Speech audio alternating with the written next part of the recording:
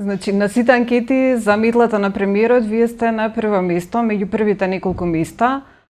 Грешат граѓаните или и вие ќе се согласите дека не успеавте за година и пол колку што сте министар да направите промена во здравствениот систем?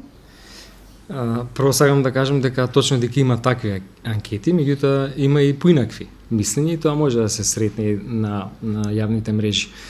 Знаете, мислам дека направивме максимум што можевме за нецела година и пол.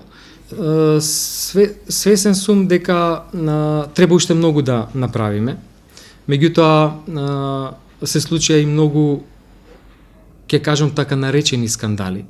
А така наречени заради тоа што на некој начин ми се калемеа работи кои што овде во Министерството не беа направени.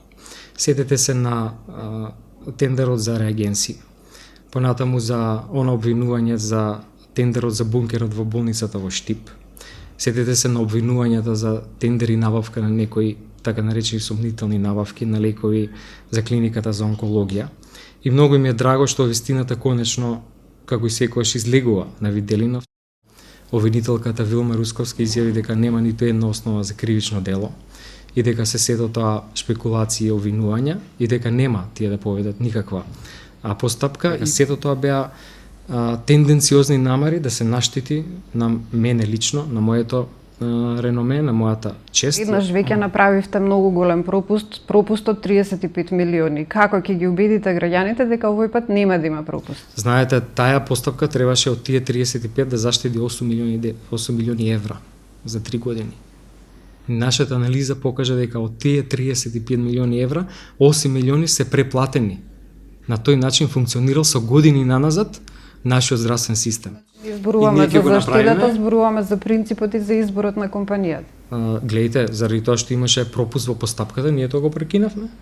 И затоа ќе го подготвиме на начин на кој што ни укажа второстепената комисија. И се ќе биде отворено и транспарентно. Но ветувам дека ќе ставиме крај на огромните трошоци кои што се случуваат во нашето здравство и затоа и ние со години наназад кубуриме со средства и немаме пари за развој. Во однос на анкетите од граѓаните, сметате ли дека нивниот став е доволна причина да си поднесете оставка или ќе ја чекате одлуката на премиерот? Како што кажав, има анкети едни, има анкети и други, резултатите се навистина различни, вие ги цитирате само тие анкети кои што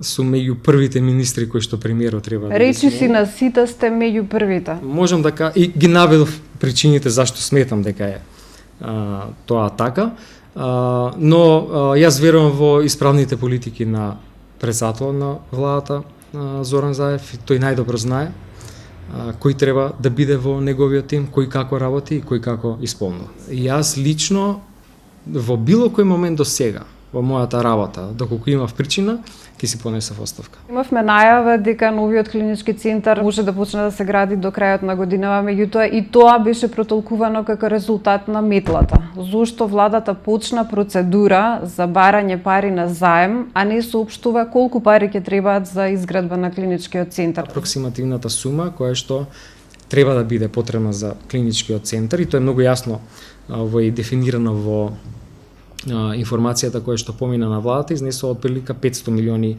евра. Јас верувам дека таа сума ќе се намали во периодот до кој што следи, а како резултат на активната и интензивна работа на работната група во Министерството за здравство со експертите од Австрија, кои што точно ќе го дефинираат бројот на легла, квадрати, дејности кои што ќе бидат застапени во новиот клинички центар. Како намалување очекувате на тие 500 милиони? Јас верувам дека точно ќе се знае на крајот на овој месец дека ќе биде околу 420 до 430 милиони евра. Во новиот клинички ќе има ли детска кардиохирургија со оглед на тоа што веќе потпишавте договор за јавно-приватно партнерство и како ќе го усогласите јавно-приватното партнерство со новиот клинички центар? Делот на детската кардиохирургија не е класично јавно-приватно партнерство заради тоа што таа приватна болница имаше важечки договор со фондот за детска кардиохирургија. Не ја планираме детската кардиохирургија за сега во концептот на новиот клинички центар, заради тоа што ова добро функционира, но оставаме простор. Заради тоа што ќе има еве сега само да објаснам, значи ќе има операциони сали во кои што може да се прават комбинирани, мултидисциплинарни интервенции, така како што бараат стандардите сега во овој момент, а ги има во болницата во Жан Митрев, и оставаме простор да и тој дел се префрли во клиничкиот центар. Но тоа што е најбитно, за сега децата, таа најкритична група на пациенти се целосно обезбедени. Кои се следните делови од здравството кои што сметате вие лично дека може да станат јавно-приватно партнерство? Ја чекаме физибилити студијата за 5 центарот, понатаму ја чекаме физибилити студијата за брзата помош и ја чекаме физибилити студија за инвитро фертилизација во рамки на гинеколошко-акушерската клиника.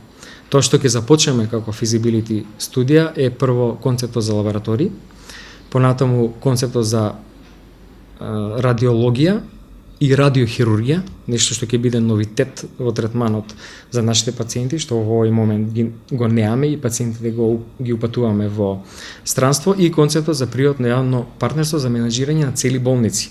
Значи, сакаме да направиме физибилити студија и да видиме, да одредиме дали е тоа начин во кој што треба да изградиме градската болница, сегашна стара градска болница, а на новата локација во Мајчин дом, но и физибилити студии кои што ќе покажат што значи менаџирање по система на приватно јавно партнерство на регионалните болници. Во Штип, Струмица, Прилеп или Битола, Струшката болница која што треба да се прави. Тоа се причините поради кои е сопрано вложувањето во овие болници, реновирањето? Знаете, да се реновира во сите болници се навистина огромна сума на средства. Сметаме дека со оглед на тоа колку е нашата земја задолжена, треба да ги отвориме вратите за приватниот капитал. Секаде каде што приватниот капитал, приватен инвеститор има физибилност, треба да вложи во здравствениот систем, да се ослободиме од непотребното менаџирање на работи кои што ни ствараат само трошок. Каде го гледате јавниот интерес? Ако со државни пари го зајакнувате приватното здравство, каде е јавниот интерес и јавното здравство? Не е тоа зајакнување на приватното здравство, тоа е купување на услуга по иста цена, јас би рекол дури и помала, заради тоа што во државна институција тоа чини многу повеќе, а добивате по добар квалитет на услугата. Јавниот интерес е во добрата услуга за пациентите. Ние на пациентите сакаме Со кое што го губиме јавното здравство? Што значи јавно здравство? Зградата ли е јавно здравство? Не е зградата јавно здравство. Зградата е само трошок. Никаде во светот не се менаџираат згради. Имавме состанок со германскиот министер кој што јасно ни кажа дека зградите на германските болници се на инвеститори, на цркви, на фондации. Тие само купуваат услуги таму каде што е најдобро и најевтино за фондовите за пациентите. Ето тоа сакаме да го постигнеме. Дали сте дале поддршка за влез на веледрогеријата Пановски во многу здравствени институции? Нема таков механизам со кој што министерот или министерството дава поддршка на било која веледрогерија да се јави на било кој тендер во било која јавноздравствена установа држава. За година и пол колку што сте министер, не успеавте да го изчистите од ѓубре клиничкиот центар, не успеавте ниту да го решите паркингот. Зошто?